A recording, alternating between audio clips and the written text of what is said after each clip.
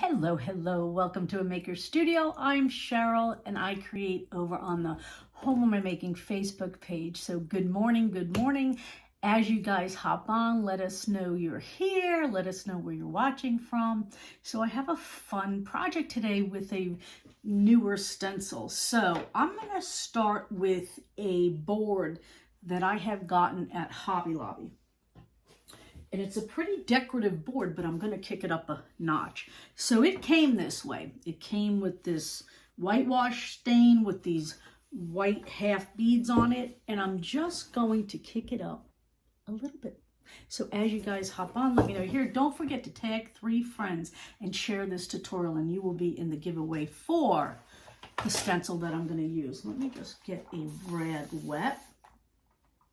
So the first thing I'm going to do is I'm going to take some of the Bauhaus Buff one-step paint, and I do usually transfer it to a littler container just because I prefer to work out of that. And the next thing I'm going to do is I'm going to take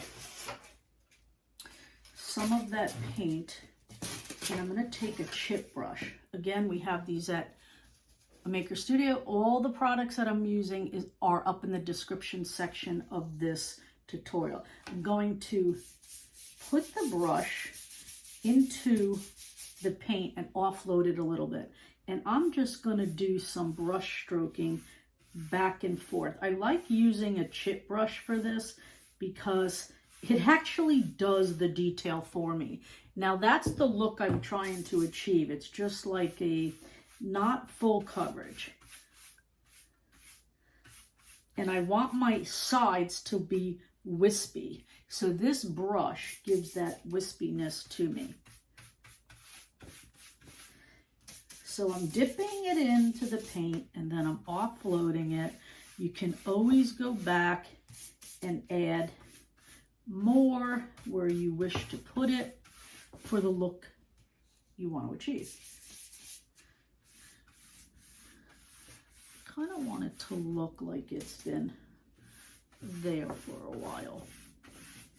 So I'm not going to do much to this board. It has a lot of detail already, which makes it that much more fun. So basically this is what I'm doing. I'm just taking the brush back and forth and giving it a little bit of a wash. Now there was a little bit of a wash on this board. You could use any surface and kind of emulate the same project. And I like the edges to look a little rough.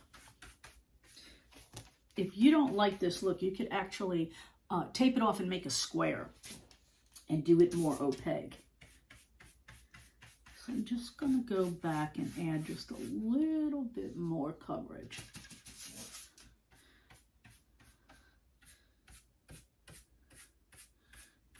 I'm going from the outside in now. I do want to leave some of the perimeter of the board exposed, and I don't want full coverage. I'm doing that intentionally. So what I'm going to do, I'm going to close up my paint because it is a water-based paint.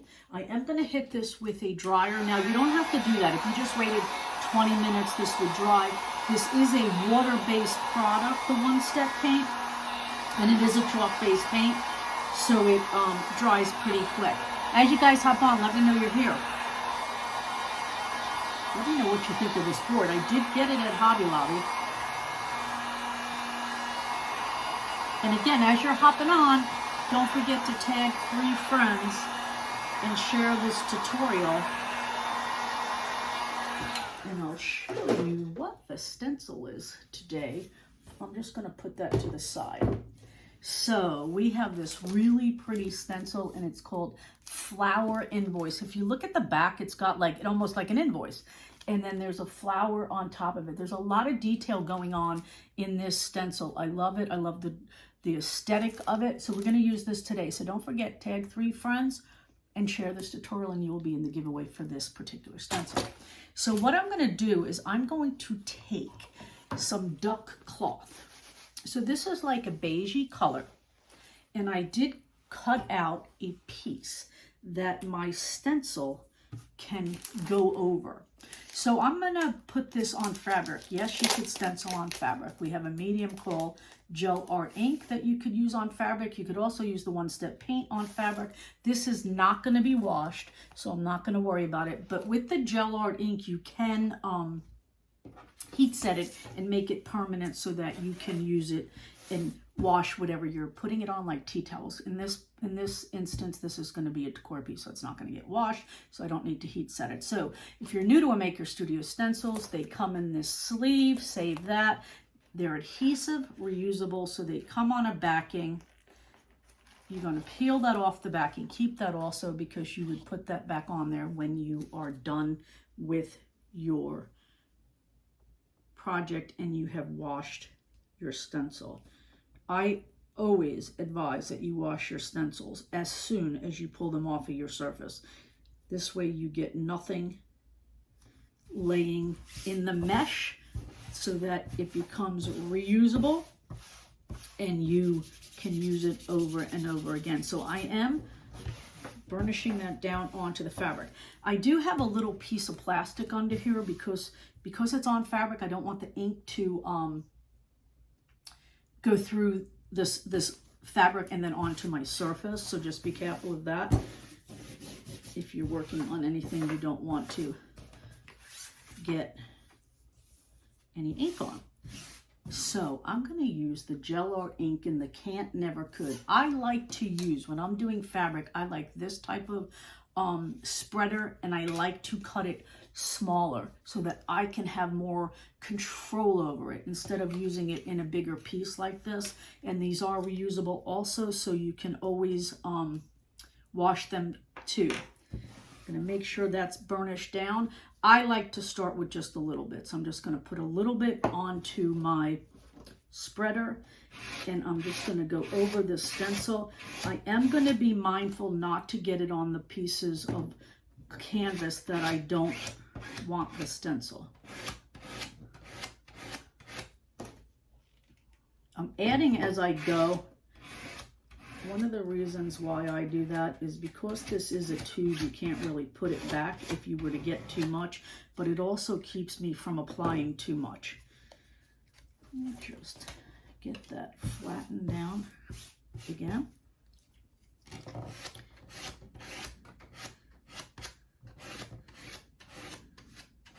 I'm not going to use the detail that's down at the end. It's a butterfly and a couple of stamps that is still part of the detail, but I don't want that into this project. And then you could use those parts of the stencil on a whole other project.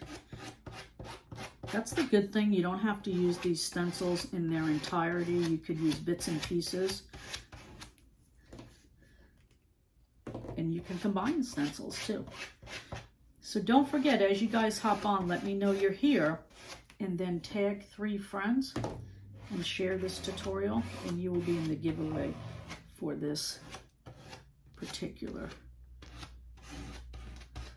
stencil. Okay, now these are washable. I do have a water bath over there that has water in it, so I can put my stencil right in there.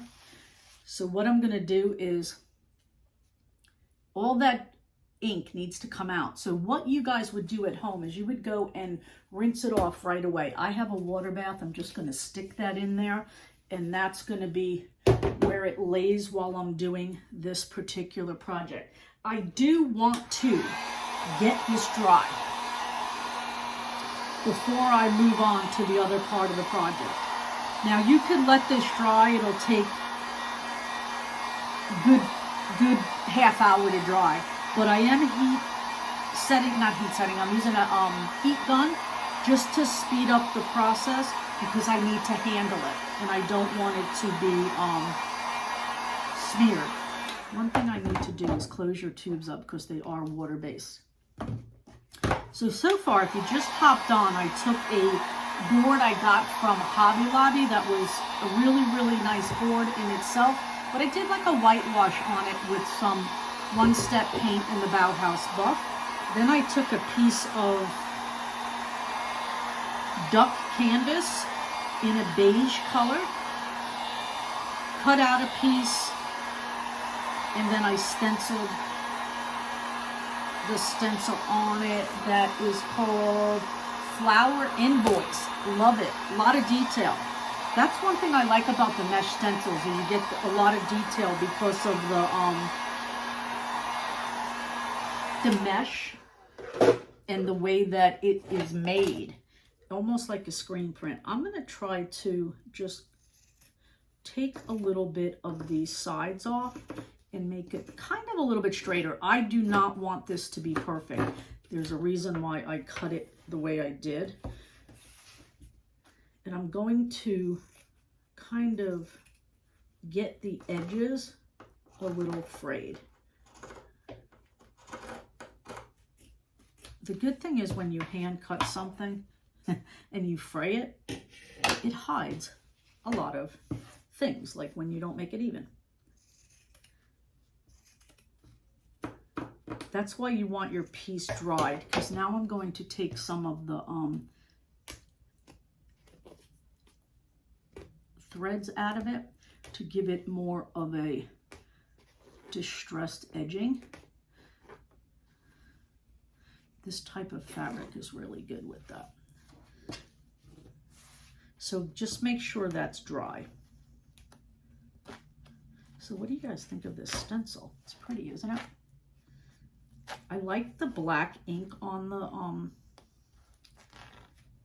canvas because it makes it pop. So just going around, trying to release some of the threads. If you don't like that look, you could fold it over and have it so that it's not frayed. But I think it's going to give a different texture, and then it'll give a different dimension to the project.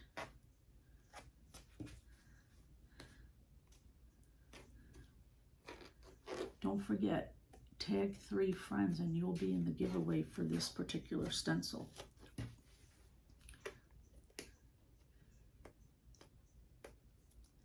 And all products that I'm using, including the stencil, the gel art ink, and the ones that paint, the links are in the description of this tutorial. So if you're watching later on in replay and you want to check out this stencil, just go ahead and look at the description of this post and it'll be all up there for you.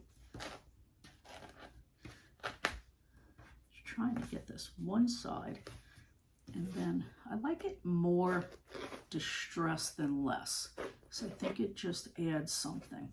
And if you don't want the little pieces hanging out like this, sometimes I like that look. You can cut them off. It's got one more side to pull up, and then I think I'm done. Let's get just a little bit more on here. I like leaving these little pieces on here, like all those edges. I like that look. So isn't that pretty? Just that little simple touch on some duck cloth makes a really cute project. So let me get rid of all these little fibers. And here's what I'm going to do. So remember, I started with a surface from Hobby Lobby, and then I just did a brush stroke on there with some one-step paint in the Bauhaus buff. Then I took a piece of cloth and I did the stencil on it. So here's what I want to do. I'm just going to put that on here and hot glue it, and it's just going to give another bit of detail. Just want to make sure it's semi-straight. I didn't even iron my cloth. Kind of like that. It's just, you know, adds more texture, right? So put some hot glue down and get it glued on there. Put a little pressure on there. So I like these strings hanging. Even though it's totally not even, I like the cut of the fabric also. Looks like it's very old. It goes with the graphic of the floral and the invoice. Just makes it look like it's been around forever. That's exactly what I wanted. So what do you think? Quick and easy. Start with a surface. I did some dry brushing behind it. Put some stencil on duck cloth, and there you have a really, really cute project. This board has a lot of detail. I didn't have to do a lot to it. Stencil is on point. Love it. The contrast with the black and the duck cloth, and then that whitewash on the back. So what do you guys think? Let me know in the comments below. I'm Cheryl. I create over on the Home of My Making page. Come over there. I do a lot of projects with the Maker Studio products. And don't forget, tag 3 friends and share this tutorial, and you'll be in the giveaway for this stencil. Thanks, guys.